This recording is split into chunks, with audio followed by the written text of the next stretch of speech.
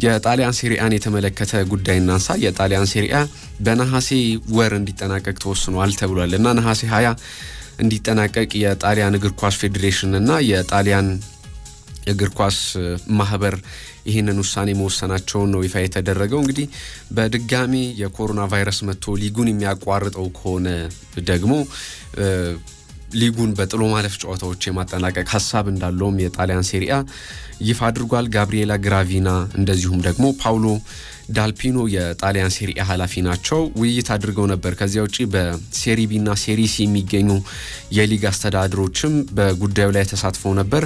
ስለዚህ የጣሊያን ሴሪአን በቀጣይ በኮሮና ቫይረስ ምክንያት ሊጉን በነበረው ፎርማት ማጠናቀቅ የማይቻል ከሆነ የግድ የጥሎ ማለፍ ጨዋታዎችን አድርጎ የጣሊያን ሴሪአን የማጠናቀቅ ሐሳብ እንዳላቸው አንስተዋል። ከዚያ ውጪ እንግዲህ ምናልባት እንግዲህ በሊጉ የመውረድና የሚወጡ ክለቦችን ለመለየት ደግሞ እስካሁን የተደረጉ ጨዋታዎችን የመጠቀም ሐሳብም አለ ተብሏል። የጥሎ ማለፍ ጨዋታዎችን ለማድረግ ጭምር የማይቻል ከሆነ በእስካሁን ውጤታቸው መሰረት ክለቦቹ ያደረጓቸው ጨዋታዎች ተደምረው በውጤታቸው ከተባዙ በኋላ የመጨረሻ ውጤታቸው ከታየ በኋላ እንግዲህ አቬሬጁ የሊጉ ሻምፒዮን ማን ይሆናል፣ ከሊጉ የሚወርደውስ ክለብ ማን ይሆናል የሚለውን ይወሰናል ተብሏል። የጣሊያን ሴሪአ ነው ይሄንን እንግዲህ ይፋ ያደረገው።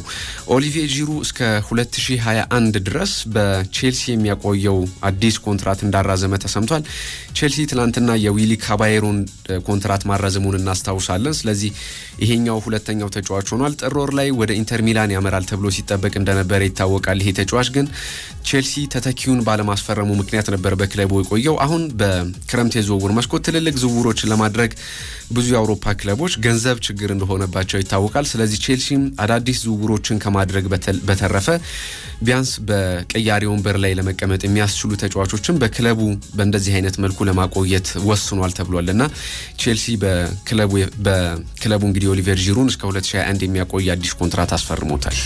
መልካም ሶል እንግዲህ አድማጮቻችን የተወሰኑ መልእክቶችን ኦሊቪዬ ጂሩን ኮንትራት እያነሳን ነበርና ከዚህ ከቼልሲ ጋር በተያያዘ ትላንትና ንጎሎ ካንቴ ከልምምድ ሜዳ እንግዲህ በደህንነት ምክንያት በጊዜ ልምምዱን ሳያጠናቅቅ እንዲወጣ ፍቃድ ተሰጥቶታል ተብሏልና ከኮሮና ቫይረስ ጋር በተያያዙ ተጫዋቹ የተወሰኑ ምልክቶችን አሳይቷል ተብሏል። በግልጽ የኮሮና ቫይረስ አለበት የለበትም የሚለው አልተረጋገጠም፣ ግን መጠነኛ ምልክቶችን አሳይቷል። የህመም ስሜቶች ተሰምተውታል። ይህንንም ተከትሎ አሰልጣኝ ፍራንክ ላምፓርድ ልምምዱን በቤቱ እንዲሰራ በጊዜ ከልምምድ ሜዳ አሰናብቶታል ተብሏልና አስቀድሞ ልምምድ ከመጀመሩ አስቀድሞ የኮሮና ቫይረስ ምርመራ ተደርጎለት ነበር። ውጤቱ ኔጌቲቭ ነው የሚያሳየው። ግን አሁን ላይ የሚታይበት የህመም ስሜት ከኮሮና ቫይረስ ጋር የተያያዘ ተቀራራቢነት ያለው እንደሆነ መረጃዎች ወጥተዋል።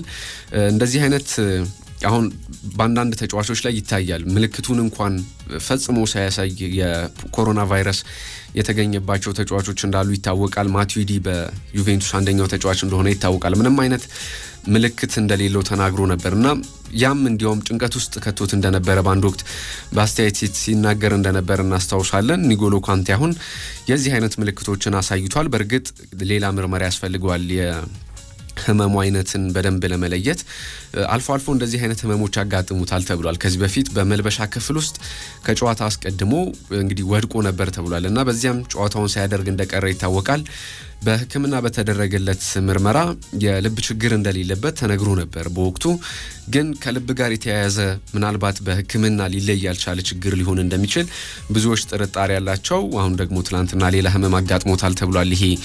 ይሄ ተጫዋች ማሪያፓ የዋትፎርዱ ተከላካይ የኮሮና ቫይረስ የያዘኝ ተጫዋች እኔ ነኝ በሚል ራሱን ይፋ አድርጓል። እንግዲህ ዋትፎርድ ከትላንትና በስቲያ ለተጫዋቾችና ሙሉ ለቡድን አባላቱ ባደረገው የሕክምና ምርመራ 3 ግለሰቦች የኮሮና ቫይረስ ተይዞባቸው እንደነበር አንዱ ተጫዋች እንደነበር ይፋ ተደርጎ እንደነበር እናስታውሳለን። በእርግጥ የእንግሊዝ ፕሪሚየር ሊግ የተጫዋቾችንም የቡድን አባላቶችንም ስም ዝርዝር አስቀድሞ በደህንነት ምክንያት እንዳልገለጸ ይታወቃል እና አሁን ይሄ ተጫዋች በኮሮና ቫይረስ የተያዝኩት የዋትፎርድ ተጫዋች እኔ ነኝ በሚል ራሱን ይፋ አድርጓል ተብሏል። እንግዲህ እና እንደዚህ አይነት ውሳኔዎችን አንዳንዴ ተጫዋቾች ይወስናሉ በራሳቸው ላይ የሚያመጣው ስጋት እንደሌለ ካረጋገጡ የመገለል ስሜት እንደማይደርስባቸው የሚያረጋግጡ ከሆነ ይሄንን መናገር መብታቸው ነው። ማሪያፓም ይሄንን አድርጓልና በዋትፎርድ አሁን ብዙ ተጫዋቾች ልምምድ ለማድረግ ፈቃደኛ አይደሉም ተብሏል። ከነዚህ መካከል አስቀድሞ ወደ ልምምድ ሜዳ እንደማያመራ ተናግሮ የነበረው የክለቡ አምበል ትሮይ ዲኒ እንደነበረ እናስታውሳለን። በኮሮና ቫይረስ ስጋት ምክንያት እንግዲህ ልምምድ አላደርግም ብሎ ነበር። ምክንያቱም ገና 5 ወር የሞላው ህፃን ልጅ አለው።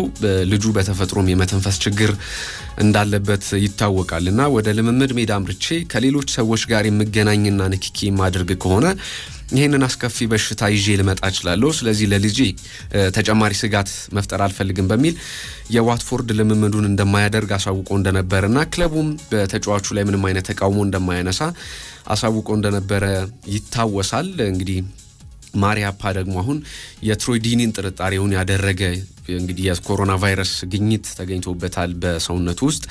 ስለዚህ ሌሎች አሁን የዋትፎርድ ተጫዋቾችም ልምምድ ለማድረግ ፈቃደኛ አይደሉም ተብሏል። ምናልባት በማሪያፓ ላይ የኮሮና ቫይረስ እንግዲህ አሁን በወቅቱ ተገኘ ተብሎ ይፋ ተደረገ እንጂ ሌሎች አባላቶችም ሊኖርባቸው ይችላል የሚል ስጋት አለብን። ስለዚህ በአሁኑ ወቅት ልምምድ ለማድረግ ፈቃደኛ አይደለንም በሚል እያንገራገሩ እንደሆነ ተሰምቷል። የጀርመን ቡንደስሊጋ እንግዲህ ባለፈው ሳምንት እንደተጀመረ ይታወቃል። በቡንደስሊጋው በመጀመሪያው ሳምንት በጣም ብዙ ጉዳቶች ተስተውለዋል እና ይሄ በጣም የማይጠበቅ እና አስገራሚ መረጃ ነው። በሁለቱም ሊግ በጀርመን ቡንደስሊጋ የመጀመሪያውና የታችኛው ሊግ 14 ጉዳቶች በድምሩ ተከስተዋል። በዋናው ሊግ የተከሰቱት ጉዳቶች ደግሞ 12 ናቸው እና ይህ ቁጥራቸው በጣም ከፍተኛ ነው። በቦሩሲያ ዶርትመንድ ቶርጋን ሃዛርድና ሬይና በመጀመሪያው ሳምንት ጉዳት ያስተናገዱ ተጫዋቾች እንደሆኑ ይታወቃል። ማርከስ ቱራም የቀድሞ የሊሊያን ቱራም ልጅ የቀድሞ የፈረንሳይ ብሔራዊ ቡድን ተጫዋች እንደነበር እናስታውሳለን። በዩቬንቱስም በጣም ድንቅ ጊዜ ያሳለፈ ተጫዋች ነው። የሱ ልጅም ሞንቼ ግላድባህ እንደሚጫወት ይታወቃል። ይህም በመጀመሪያው ሳምንት ጉዳት ያስተናገደ ተጫዋች ነው። ቶዲቦ የሻልክ 04ቱ ተጫዋች ይህም በመጀመሪያው ሳምንት ጉዳት ያስተናገደ ተጫዋች ነውና በቅድመ ውድድር እንኳን ይሄ አሁን እንግዲህ እንደ ቅድመ ውድድር ሆኗል። ከ3 ወራት በላይ አርፈዋል ተጫዋቾቹ። በዚያ ጊዜ እንኳን 62% የሚጠጉት 62 በመቶ የሚጠጉ ተጫዋቾች ጉዳት አስተናግደዋል እና ካጋጠሟቸው 29 ጉዳቶች መካከል 18ቱ ደግሞ የጡንቻ መሳሳብ ህመም እንደሆነ መረጃው ያሳያል እና ይሄ ምን ያክል ተጫዋቾች በቤት ውስጥ ሲቀመጡ በፍጥነት ወደ ውድድር ሲመለሱ ከዚያ በኋላ ለጉዳት የሚያጋልጥ እንደሆነ የሚያሳይ መረጃ ነው። ግን የጀርመን ቡንደስሊጋ ምናልባት በዚህ የሚቀጥል ከሆነ ሌሎች ተጨማሪ ጉዳቶችንም ሊያስተናግድበት የሚችልባቸው እድሎች አሉ ተብሏል። ሰርጂ ኦሬ በቶተንሃም እንግዲህ ለሶስተኛ ጊዜ የአስገዳጅ ይሄ የለይቶ ማቆያን ህግ ወይም ደግሞ የማህበራዊ ርቀትን ህግ ጥሶ ተገኝቷል ተብሏል። አዲስ የጸጉር ስታይል ተሰርቶ በኢንስታግራሙ ላይ ለጥፏል እና ይሄ በበርካቶች መነጋገሪያ ሆኗል። ክለቡንም ጭምር አስቆጥቷል ተብሏል እና በኢንስታግራሙ ላይ የለጠፈው ፎቶ የጸጉር አስተካካዩ ምስል ማብሮት እንግዲህ ከጀርባው ቆሞ ይታያል እና ይሄ በዚህ ወቅት የሚፈቀድ አይደለም። ጀስቲን ካር ይባላል የጸጉር ቆራጩና ይሄኛውን ግለሰብ ያካተተ ፎቶ ነው ለጥፏል የተባለው። ክለቡ ቶተንሃም ይሄንን ማጣራት እያደረገ እንደሆነና ቅጣት ሊፈጽምበት እንደሆነም ተሰምቷል። ከዚህ በፊት 2 ጊዜ እንደዚህ አይነት የማህበራዊ ርቀትን የሚጥስ ህግ ተላልፎ እንደነበረ ይታወቃል። ከሙሳ ሲሲኮ ጋር ልምምድ ሲሰራ ተቀራርቦ እንደነበረ ይታወቃል። ከዚያ ውጪ ከጓደኞቹ ጋር እንደዚሁ የሩጫ ልምምድ ሲያደርግ እንደነበረ ሞቶ እንደነበረ ይታወቃል። አስቀድሞ ተጫዋቹ ይቅርታ ጠይቆ ነበር ለሁለቱ ጥፋቶች። አሁን ግን በይቅርታ የሚታለፍ አይደለም። ቶተንሃም ቅጣት ሊጥልበት ይችላል እየተባለ ነው የሚገኘው። ሮቤርቶ ካርሎስን የተመለከተ ጉዳይ እናንሳ። ይሄ ተጫዋች ሪያል ማድሪድ እንግዲህ በአንጋፋነት የምናውቀው ነው። በብራዚል ብሔራዊ ቡድንም በምርጥ የተመላላሽ ስፍራ ተጫዋቾች መካከል እንግዲህ የተከላካይ ሚናን ከቀየሩ ተጫዋቾች መካከል ተብሎ ስሙ የሚነሳው ካርሎስ እንደሆነ ይታወቃል። በ2007 ወደ ቼልሲ ሊያመራ ተቃርቦ እንደነበረ አስተያየት ሰጥቷል እና ከሮማን አብራሃሞቪች እንደዚሁም ደግሞ ከወቅቱ የክለቡ ዳይሬክተር ከነበሩት ፒተር ኮኝ ጋር ተገናኝቼ ነበር። በዝውውሩ ጉዳይ አውርተን ነበርና እኔ ማውቀው ቼልሲ እንደመፈርም ነበር ግን በኋላ ላይ ከህግ ጋር በተገናኘ ከጠበቆች ጋር በተገናኘ ዝውውሩ ሳይጠናቀቅ ቀርቷል ግን ሙሉ በሙሉ 100% የቼልሲ ተጫዋች እንደመሆን ነበር የማውቀው ወደ ፕሪሚየር ሊግ ባመራ ለኔ የሚስማማ ሊግ ነበር በጣም ፈልግ ነበር የሚል አስተያየት ሰጥቷል ግን በዚያው ሳምንት ወደ ፌነርባቼ አምርቻለሁ ብሏል ፌነርባቼ የሚወቅቱ የተጫዋቹ ፈላጊ እንደነበረ ይታወቃል የዝውውር መንገዱ ሳይሳካ መቅረቱ በጣም አሳዝኖኛል የሚል አስተያየት ሰጥቷል ከዚያ በኋላም በእንግሊዝ ፕሪሚየር ሊግ የሚጫወትበት እድል መጥቶ ነበር አስቶን ቪላ ጥያቄ አቅርቦ ነበር በፍላሚንጎ ያለው በብራዚል ግን ለዝውውር በቂ ገንዘብ አልነበረውም በዚያ ምክንያት ወደ እንግሊዝ ፕሪሚየር ሊግ ሳልመጣ ቀርቻለሁ የሚል አስተያየት ሰጥቷል ማኑኤል ኒውየር በባየር ሚዩኒክ እስከ 2023 የሚያቆየው አዲስ ኮንትራት ፈርሟል ይሄ ተጫዋች እንግዲህ ብዙ ዝግቦች ከተነሱ በኋላ ነው ኮንትራቱን ያራዘመው ከሻልክ 04 አሌክሳንደር ኑቤል ባየርንን ለመቀላቀል ከተስማማ በኋላ ክለቡን ስለመልቀቅ እያሰበ እንደነበረ ተሰምቷል በሱ ዙሪያ እንግዲህ በጣም ብዙ ውዝግቦች ሲነሱ እንደነበር እናስታውሳለን አሁን 34 አመቱ ላይ ደርሷል ባየርን በረጅም አመት ኮንትራት ሊሰጠው አይፈልግም ሲባል እንደነበረ ይታወቃል በመጨረሻ ግን አዲስ ኮንትራት ፈርሟል እስከ 2023 ድረስ የሚያቆየው ኒውየር እንግዲህ ልክ እንደ አሌክሳንደር ኑቤል ሁሉ ከሻልክ የመጣ ግብ ጠባቂ ነበረ በወቅቱ 2011 ላይ በ375 ጨዋታዎች ላይ ለባየር ሚዩኒክ ተሰልፎ መጫወት ችሏል ከዚያ ውጪ ለጀርመን ብሔራዊ ቡድንም ቀዳሚ ተመራጭ ተጫዋች እንደሆነ ይታወቃል በባየርን ቆይታው 18 ዋንጫዎችን ያሳካ ተጫዋች ነው 7 ጊዜ ደግሞ የቡንደስሊጋን ዋንጫ አንስቷል በባየርን ስኬት ሁሉ ስሙ የሚነሳ ተጫዋች እንደሆነ ይታወቃል ይሄ ተጫዋች አሁን በክለቡ የሚቆየውን አዲስ ኮንትራት ፈርሟል ተብሏል ሌስተር ሲቲ ክሪስቶፈር አጄርን ከሴልቲክ ለማስፈረም ተመራጩ ክለብ እንደሆነ ተሰምቷል ድርድሩንም በተሳካ ሁኔታ ያስሄደው ነው ተብሏል በዝውውሩ ላይ ማንቸስተር ሲቲ ወልቭስ እና ኤቨርተን አሉበት